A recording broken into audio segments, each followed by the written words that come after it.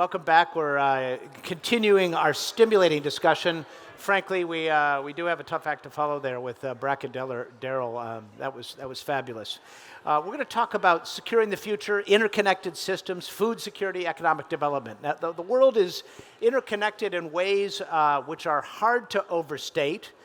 The amount of data we gather on all of us individually is hard to fathom and comprehend. The notion of privacy has gone by the boards. That's the downside of it, but there's also a huge upside in the way that it is transforming industries. For example, agriculture, which is going to be part of our discussion here today. How can adding data, sensors, sort of a technological revolution in agriculture change the way we feed a growing planet? And that's the subject that we're going to get into today. To do that, we have Sandy Clark, who is the InfoSec research scientist and cybersecurity analyst for Apple. Carl Stringer is the vice president of information technology at U.S. Sugar.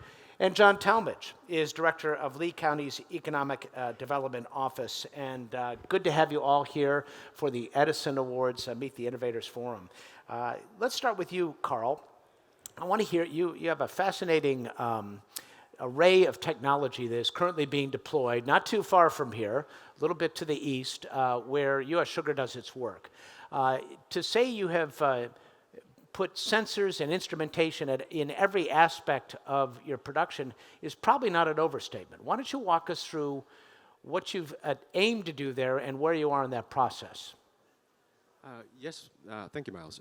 We've got sensors in our factory, which is somewhat conventional. So we run our factory as a process control network. So there are sensors and actuators rather than people looking at valves. We have RFID tags on our rail cars because we have two rail networks that we own, two railroads that transport our inbound and outbound product. We have RFID tags on the dump trucks that move around our facility so we can monitor the flow of sugarcane. We have a very broad private mesh Wi-Fi network. It's 270 square miles. At one time, I think it was considered the largest private mesh Wi-Fi network in the world. That may have been exceeded now. But that gives us the ability to put sensors on vehicles and trucks. And that Wi-Fi network it's not just internet access, it's an extension of our corporate network.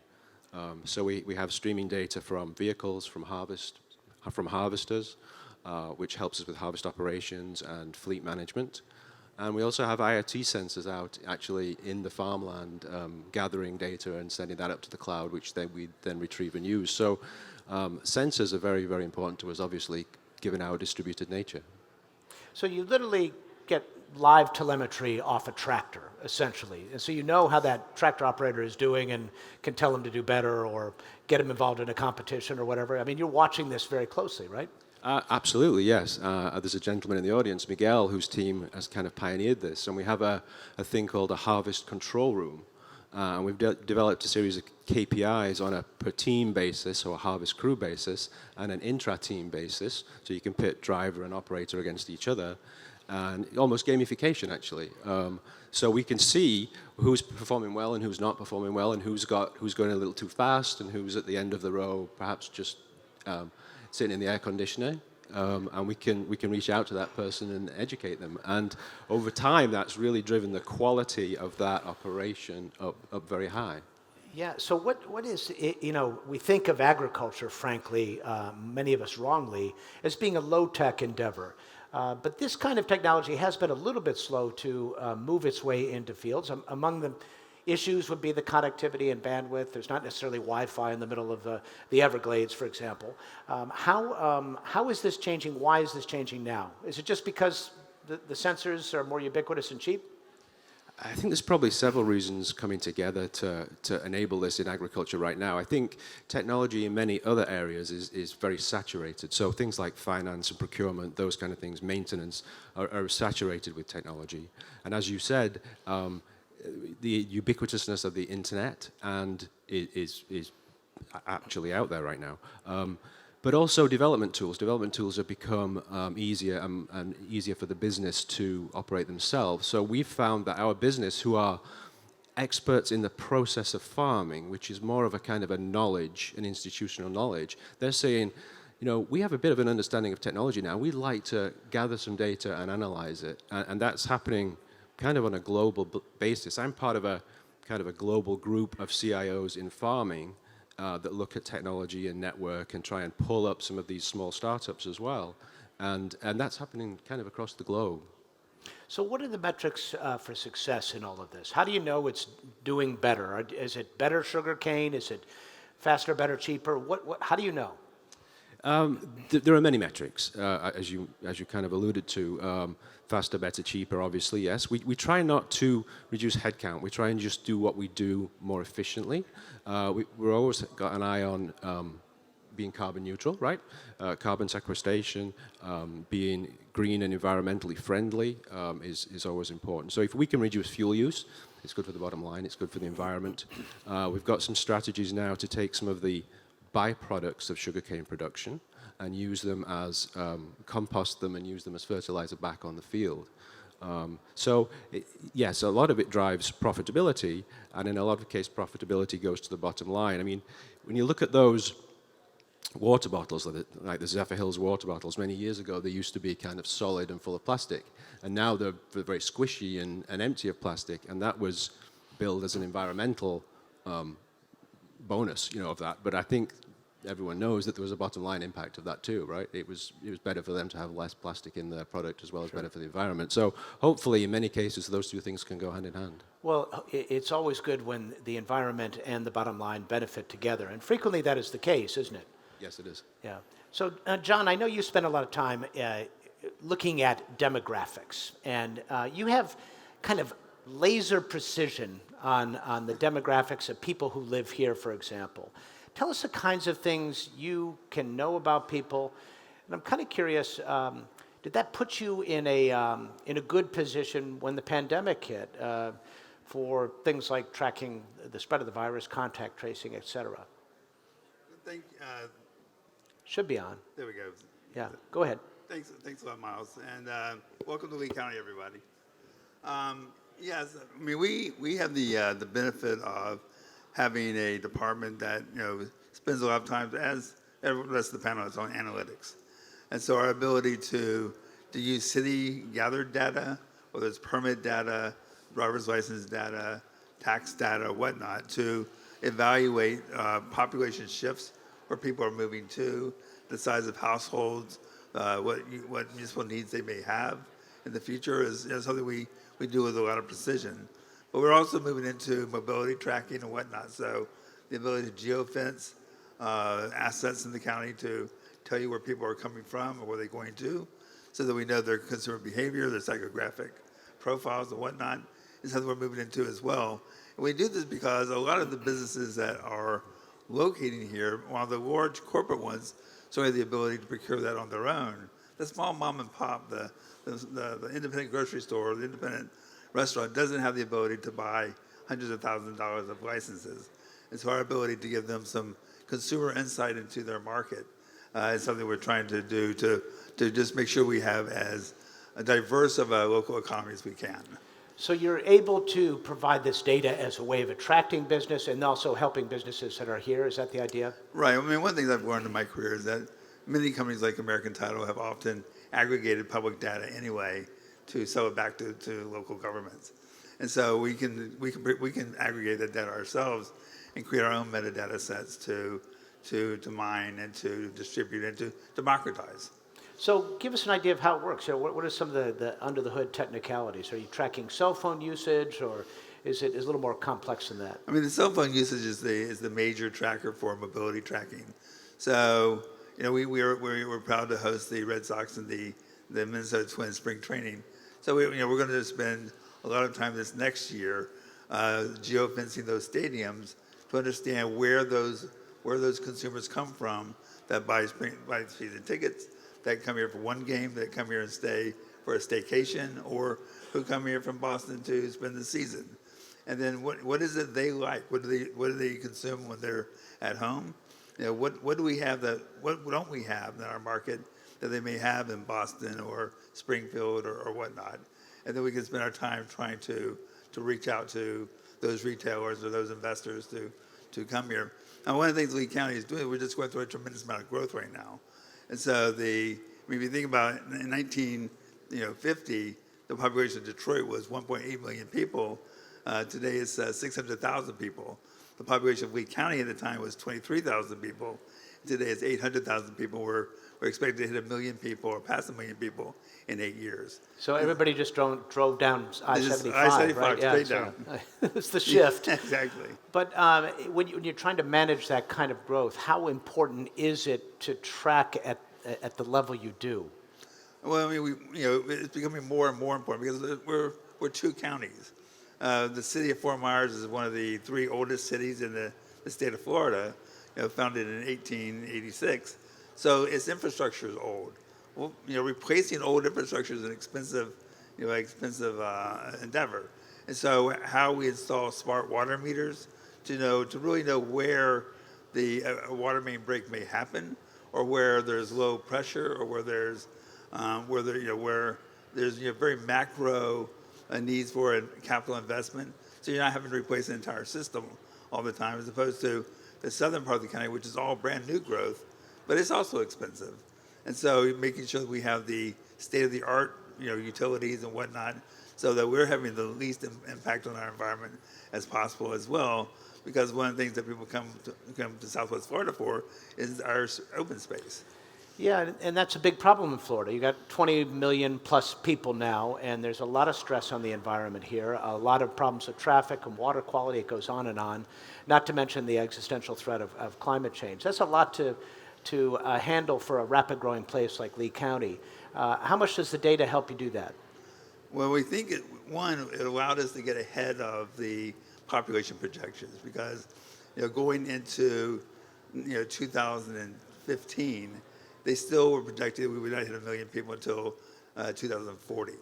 And so they've had to move that number up by 10, if they may end up moving it by 12 years. And so knowing that we may add 200,000 people to our population has allowed us to accelerate some of our road work, some of our infrastructure needs, whatnot, that we would not have known to do in the ordinary course of business. What's your biggest concern about the environment and the quality of life here as you expect that additional 200,000 people and beyond?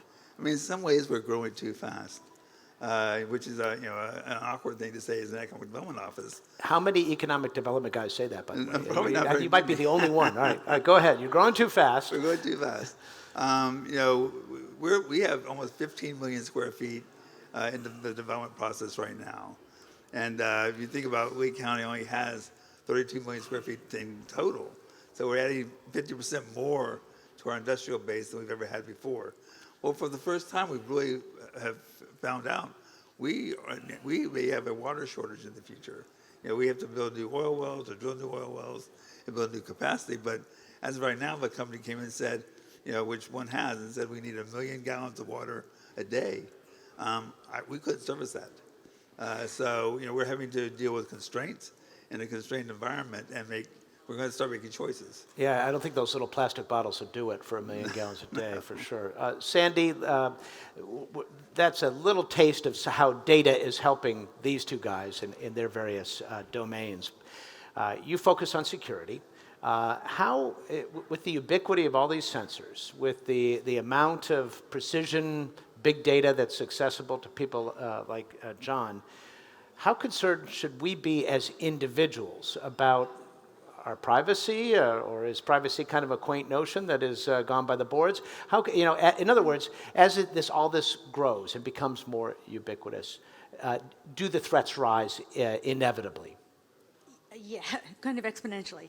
So I did a little research because I don't know much about the sugar industry, but what I saw, there's seed canes that everything is planted from, right? And then you need to be concerned about soil, fertilizer, pesticides, water, transport, processing, warehousing and storage, and final dispersal to wherever it's going to end up.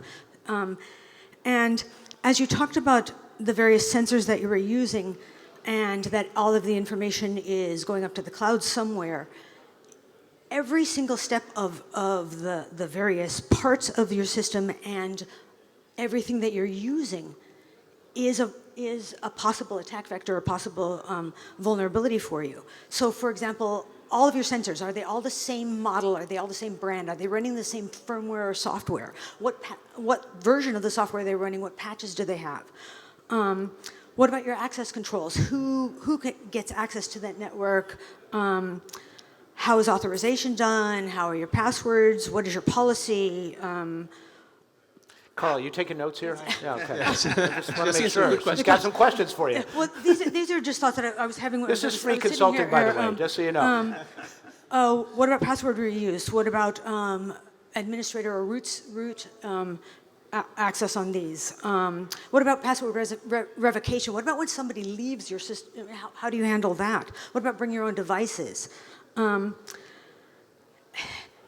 Anytime we connect anything to anything, we're vulnerable. And mind you, we can't live without it, right? And we want it. I want to be connected to everything. I cannot wait until I can just jack into and I'm on this virtual network and live. But I'm terrified of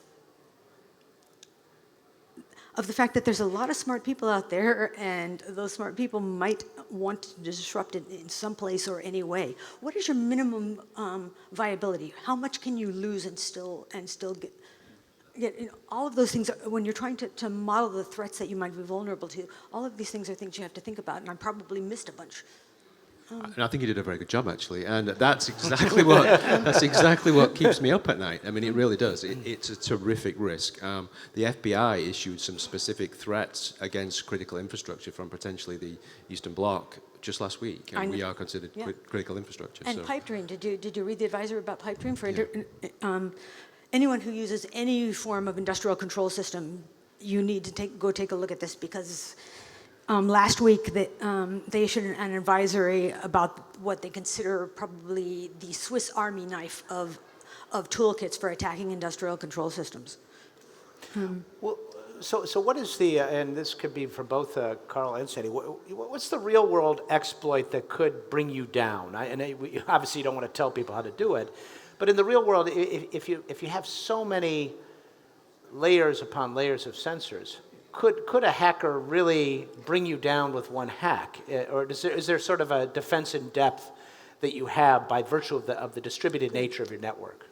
So, and correct me if I'm wrong here, Sandy, but this is my opinion. I think some of the recent technologies that are coming out in defense, some of the artificial intelligence technologies, that they don't look for a specific threat and try and close that threat. They look for anomalous behavior, or behavior that hasn't happened before, that may just be abnormal and may not fit an established yet threat pattern. It might be a 0 day, they call the first time it's happened, threat pattern, but it's anomalous. So we're going to be, in an overabundance of caution, we're going to shun that device from the network. So we currently have 2 artificial intelligence systems running. We're implementing a 3rd as we speak. Plus, we do a lot of work to harden our infrastructure. We use a concept called least privilege, which you're obviously very familiar with. And we focus on resiliency as well. So the number one thing that worries me is a ransomware attack on our control infrastructure for our factory and our refinery, because it runs essentially all year. So lost production is truly lost. So we've designed a system, it's effectively a cold standby system, designed in a clean, pristine environment, so it's not infected. We power it down, we archive it, and we're designing processes to bring that online in event that the main system gets taken down. So it's kind of a business resiliency. So you have your entire system in a freezer, air gap from the internet. You pull it out if you have a jam. Is that good? Is that good security protocol these days? So maybe not the freezer. Morris said that the 3 laws of computer security are: never own a computer, never turn it on, and never use it. And resiliency is kind of your only consistent defense, right? Because you never know what you're going to be attacked with in the future. All you can do is protect against the things that you know about. And so the idea of looking for anomalies, well, first it requires that you really understand your baseline. You have to know all of your attack vectors, everywhere that something might be communicated, and what does it look like when it's normal? What does it look like when it's running the way that it should? And from there, then you can watch for anomalies. And that's pretty much the best recommendation for any sort of system. John, Hard to do right, though. John, as a public official, of course, the amount of personal data that is stored in public archives is obviously very sensitive. How concerned is there at the county level here for ransomware, those kinds of exploits that might bring you down, and also, perhaps more importantly, affect your taxpayers, your constituents? Well, and other systems as well. I mean, the county did endure an attack in 2019. It was a fairly substantial one. Luckily, we had enough backup systems to recover, but it did take us down for several weeks. But it impeded our ability to issue warrants for the police department. It impeded our ability to process contracts and payroll and whatnot. We were able to do workarounds for most of it, except for some of the police functions. And so you don't realize how much of our daily lives that are affected by these basic systems that we take for granted. And so luckily for us, our timing was going into the pandemic, where we had received federal dollars for CARES and the American Recovery Plan Act. We've been able to invest substantially in technology upgrades to buy some of the best systems we can.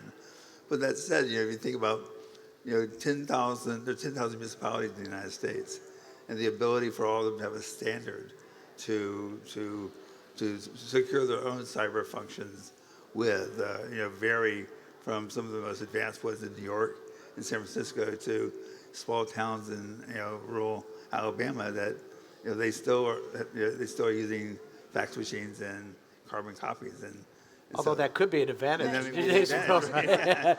but pretty more as well. But the weakest link does come to mind here. If you don't have the resources of a New York or a San Francisco and the brain power, et cetera, Lee County obviously kind of in the middle there somewhere. Did you struggle to come up with a plan? Did you have to seek outside help to do it? Absolutely had to seek outside help, and we will continue seeking that. It forced us to make some deferred maintenance issues sooner than we had expected to make them. Yeah. So Sandy, that kind of attack going after public, records, is that becoming a trend from where you sit? Ransomware for anything. Just ransomware in general, right? Yeah, it's a way for people to make money. So yeah, and it's relatively easy.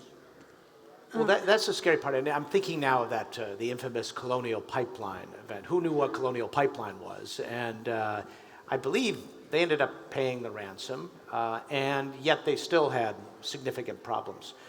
What are the lessons learned in all of that for corporations, companies that have, listen, every company has a vulnerability here. I think the real lesson, and I'm not sure if it's learned, but the real lesson is that you are always vulnerable, and you can't expect that just because you have patched something and you have made it as secure as you can, that you're not going to be vulnerable very soon. It really is a cycle, and you're only protected until somebody smarter than you finds something else that you're not paying attention to. Yeah, the term asymmetric warfare comes to mind here, Carl, and I know you have a background in the defense enterprise. So I imagine when you worked at British Aerospace, the security concerns would have been at probably a different level than U.S. Sugar going in. Maybe I'm wrong. But I'm curious, as you've been on the outside of that world, has the security concern ramped up? And do the top-level managers at U.S. Sugar take this as an important priority that requires investment in advance of the attack? Absolutely, yes. I've never had a refusal for an investment in cyber technology. They understand the implication of losing the factory for a period of time. It's an existential risk for us, so it's very dramatic. But I will say, sometimes it's hard, though, to convince people to spend a lot of money for something that hasn't happened, right? Yes, I guess you're right, yes.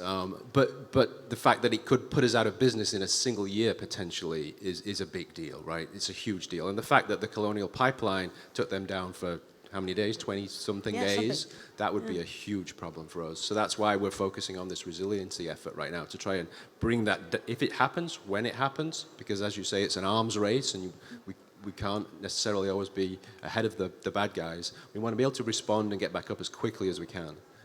Do you think it's inevitable it will happen to you? You probably wouldn't tell me if it has happened, but I might as well ask you. Have you had attacks? Have you thwarted them? And do you expect that you'll have further attacks in the future?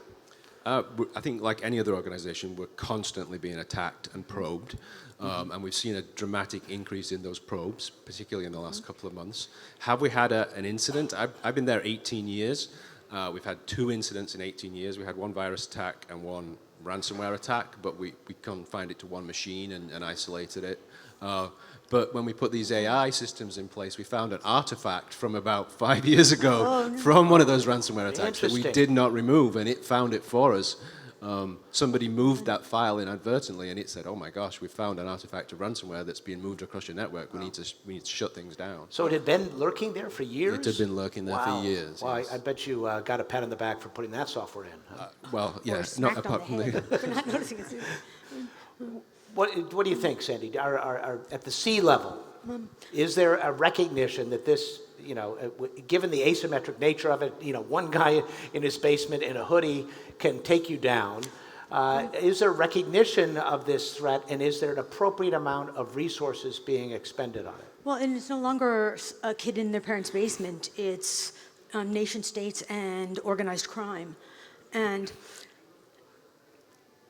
the problem that I see is that people think, well, it won't happen to me. Nobody cares about sugar or something like that. But they're not concerned necessarily about a single industry, though there are attackers that are very focused on particular industries. But it's also opportunistic. And there are search engines like Shodan, which you can just go on and find, well, I want to find vulnerabilities in nanny cams. And it will give you all of the nanny cams all over the world that have a particular vulnerability. Or just any device, any protocol, you can go and search for what's currently available. Can I point and click and attack? Well, so to the uninitiated, just a few words on what Shodan is. It's actually frighteningly fascinating. Yeah, it is a vulnerability and weakness search engine. And for any type of hardware, any type of software, any protocol, anything that is open and connected on the internet, if you want to find a vulnerability in it, you can look on Shodan for it. So we need to block that then, don't we? I wasn't aware of that, but we'll be blocking it next week. You should definitely be watching it to see if some of your stuff comes up, right? Well, the ports are connected. You're connected to the internet. It's searching for those ports. It's just searching for those connections. It's not necessarily getting in. So when you say it's searching for potential open doors into systems everywhere. Right. And who runs this, and why aren't they arrested? Is searching for open information illegal? I'm just saying it seems a little. I guess you're right. It is. This is open information, I suppose. So maybe it's shame on the end user. Can you block that information from Shodan if you have an open port, or should you just close your port? If you have an open port, you can't block that information because the port is open. Okay. It's open so that you can access it across the internet. But if you can access it across the internet, so can anybody else. From there, you can protect getting access through that port. Meaning, can I actually connect and log on? That's a different story.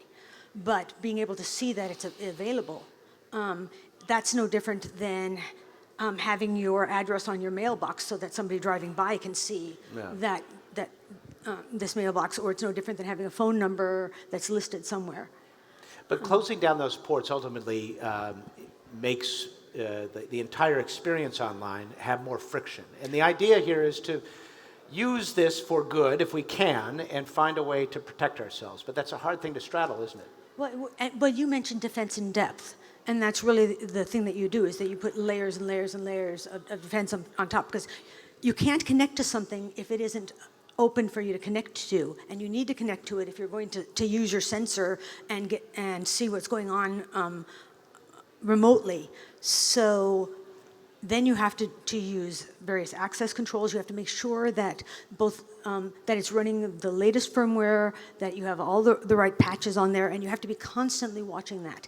This is people call it an arms race, but it's more like evolutionary biology. It's a red queen race that you're running, And like the Red Queen and Alice, you have to be running as fast as you can just to stay where you are. And security is never a finished thing. Just because you've patched something doesn't mean that you're not vulnerable to the next thing that comes along. So it's a matter of awareness and the mindset of always having to pay attention. Yeah. John, do you feel like it's a red queen race? Are you running in place, trying to just stay where you are? I mean, both for the government, yes, but also for our business community.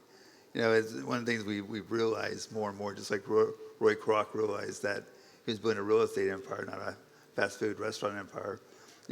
Almost every business now is a technology firm, whether you're Gartner or Hertz or U.S. Sugar.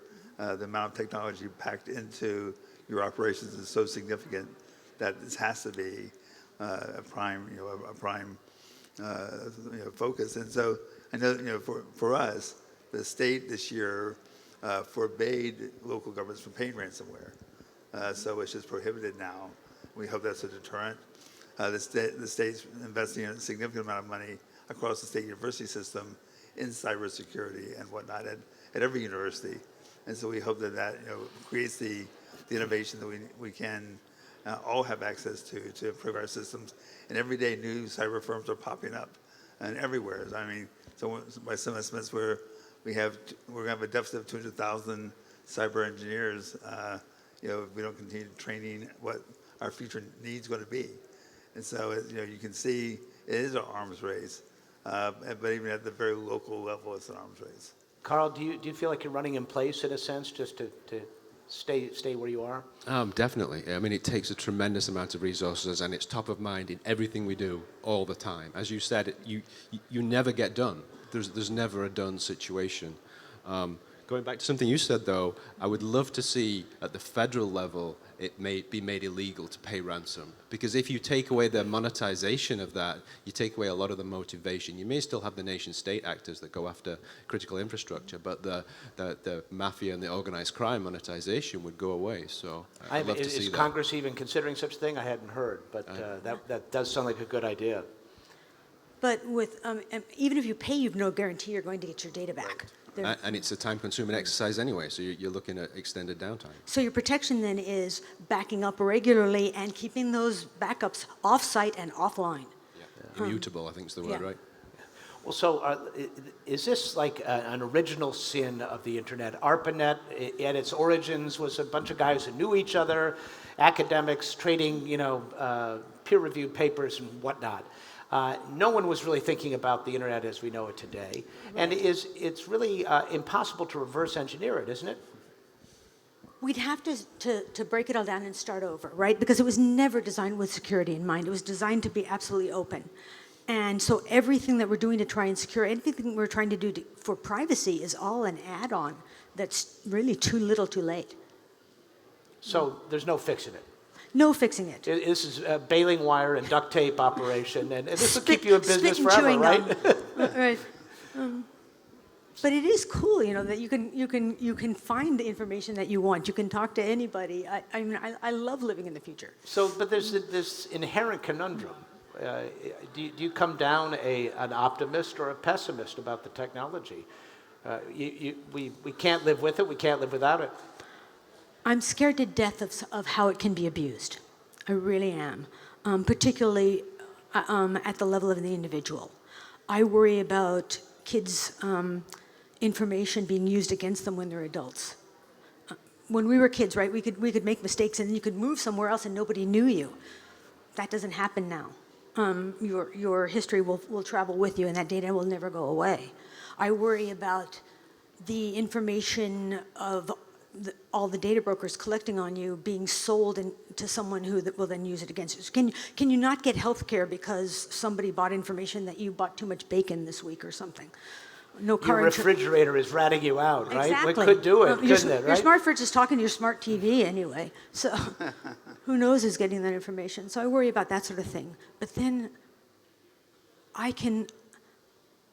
I can play with my Oculus Rift, and I can touch things in cyberspace, and I love it.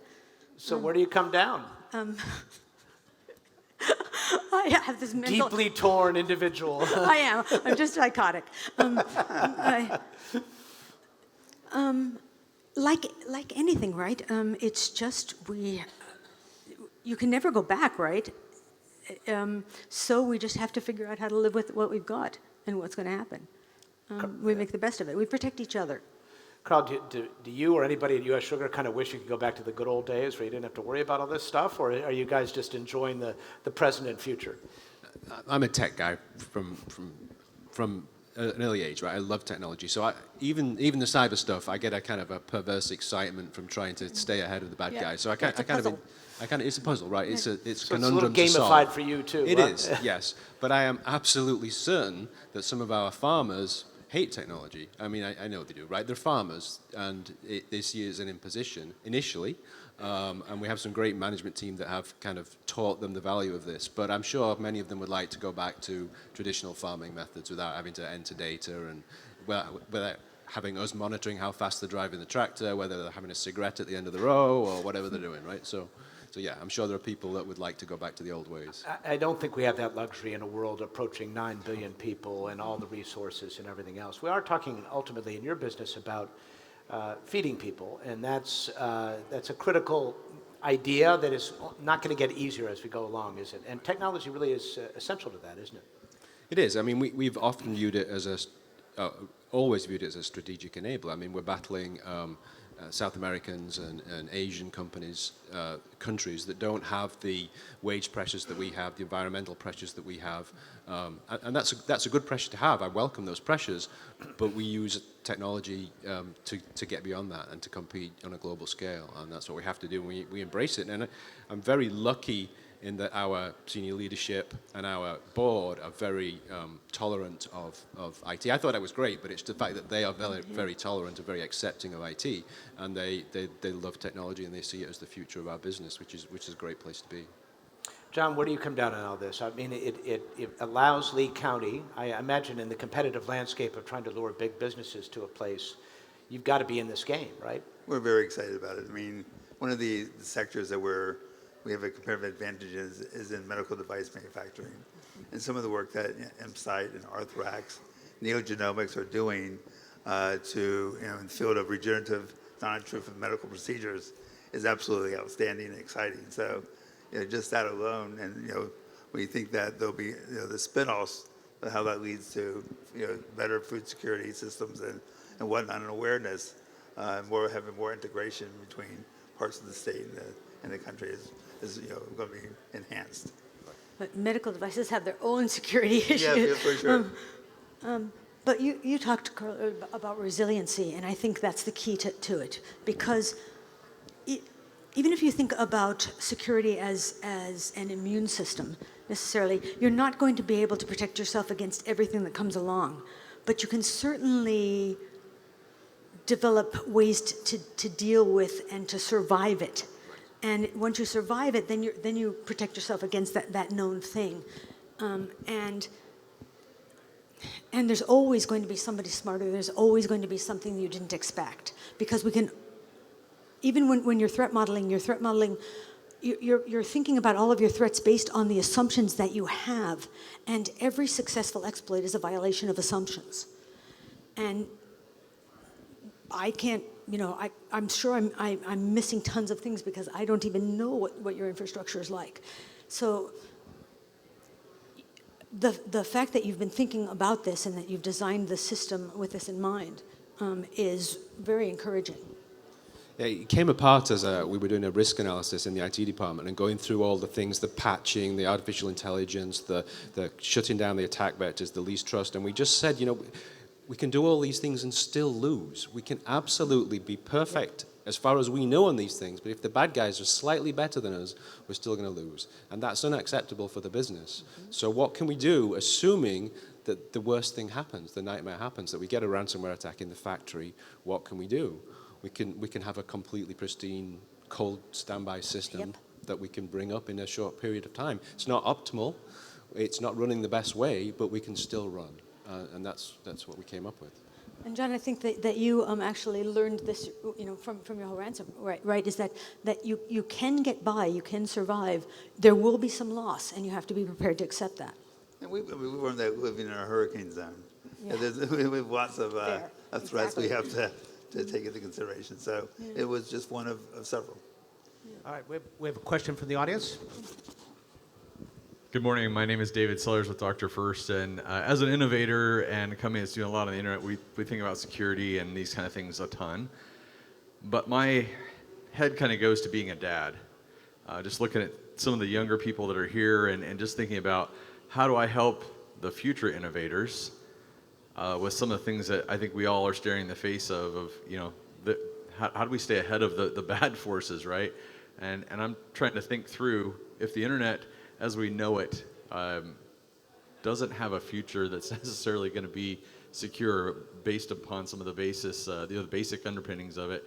How do we help the future generations and how they think about innovation from a security perspective and from the threat perspective?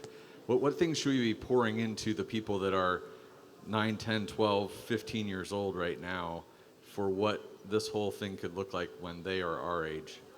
Well, first of all, you got to make sure that you protect your children's information, right? Their mistakes are going to follow them everywhere, so make sure those mistakes are not something that would cost them when they're adults. It's a dangerous place.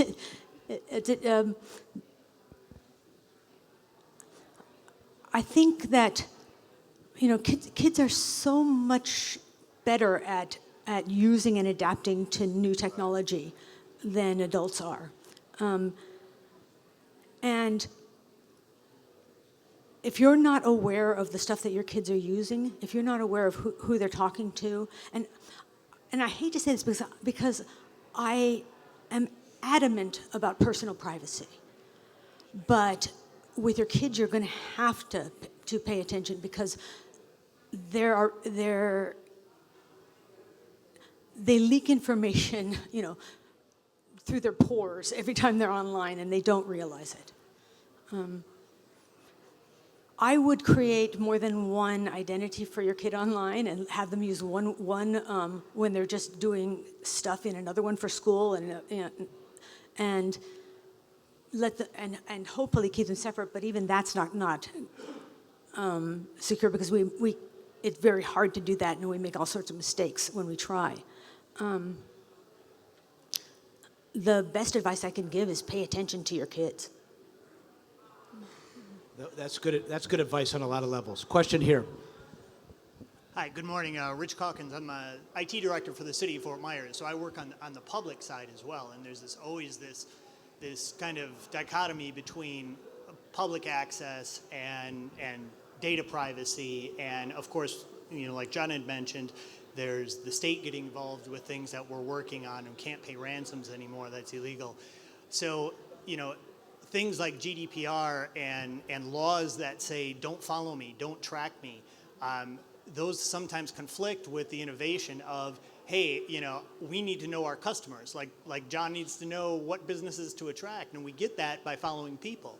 So what's the advice, or what's the mind thought from the security perspective on what can government do to, one, protect that individual privacy, but two, not stifle the innovation that comes from it?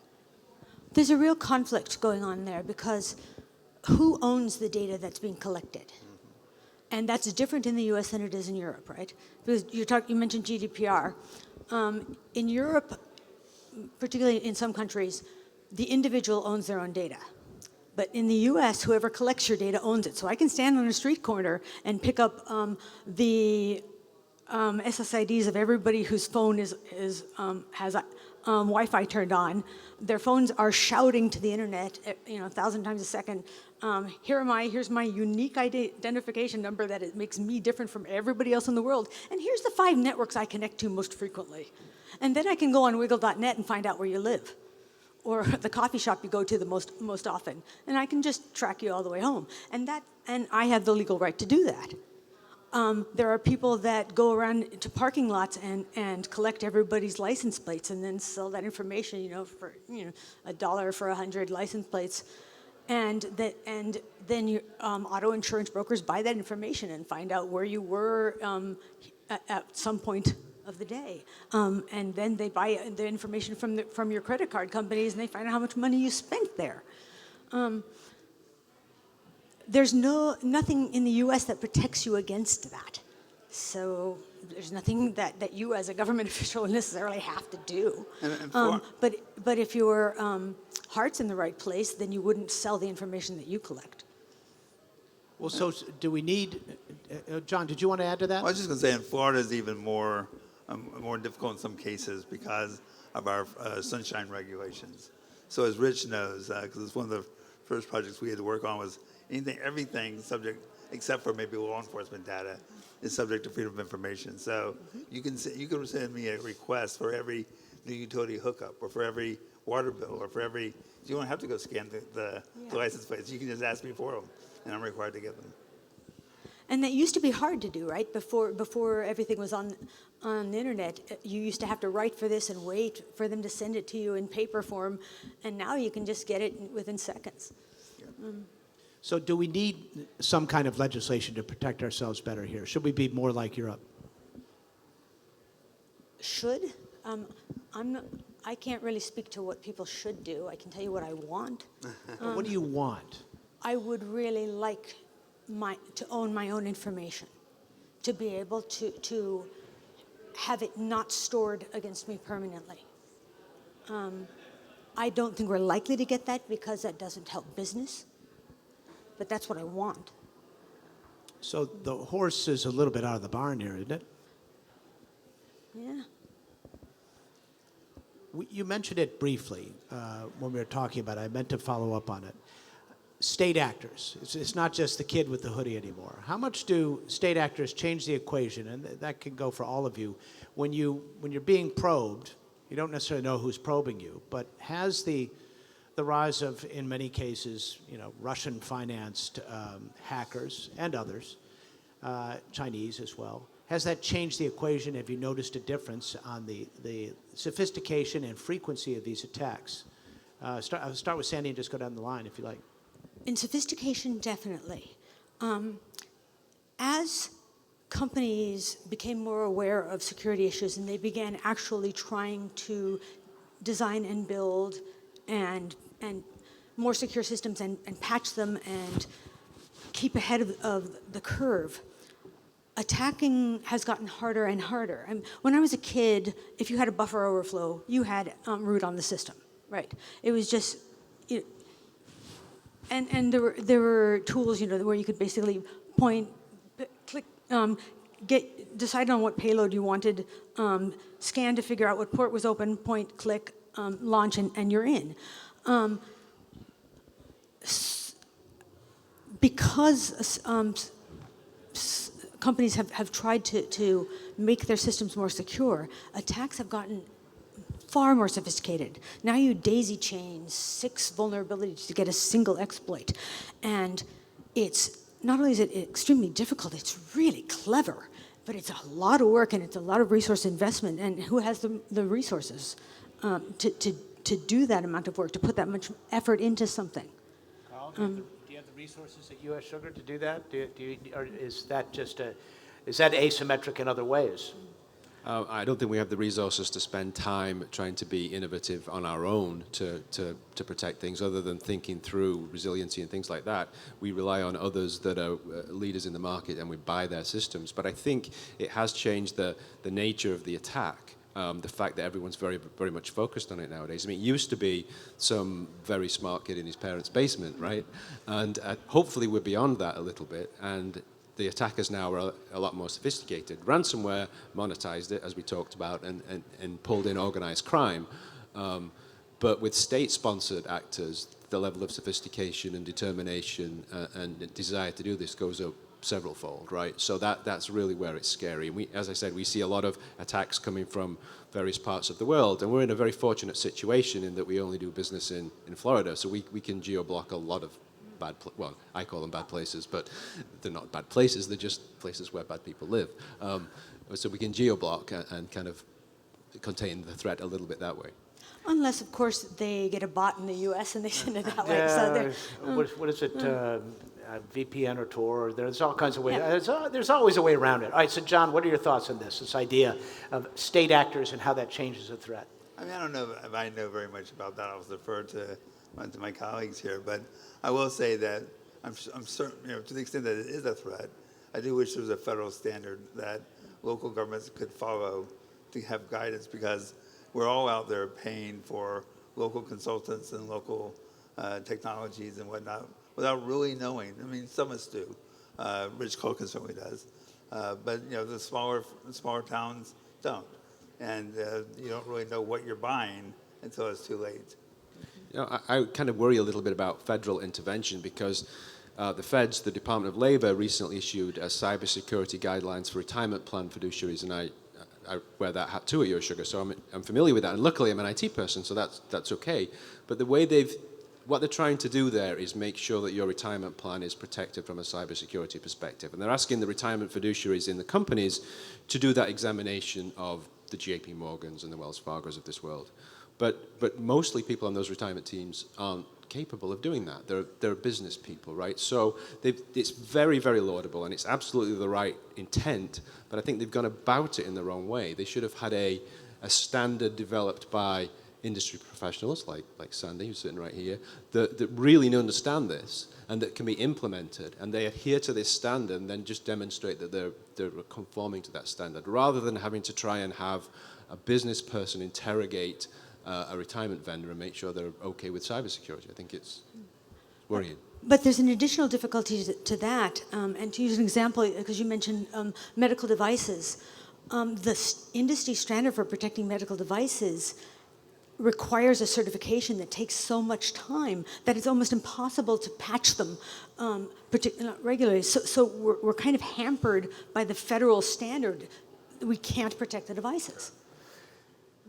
All right, we're going to leave it at that. That wasn't a very hopeful note. But are you guys still optimistic about technology? Oh, yeah. Okay, all right, good. Let's leave it at that then. Thank you. Now I feel better. All right, thank you very much. You guys were great. Sandy, Carl, and John, very interesting, somewhat scary, and yet thank you for being optimistic. Enjoyed it, thank you. All right, we're going to take a 5-minute break, and when we come back, we're going to look at how big corporations can be innovative from within. So stay with us as we continue our Meet the Innovators sessions.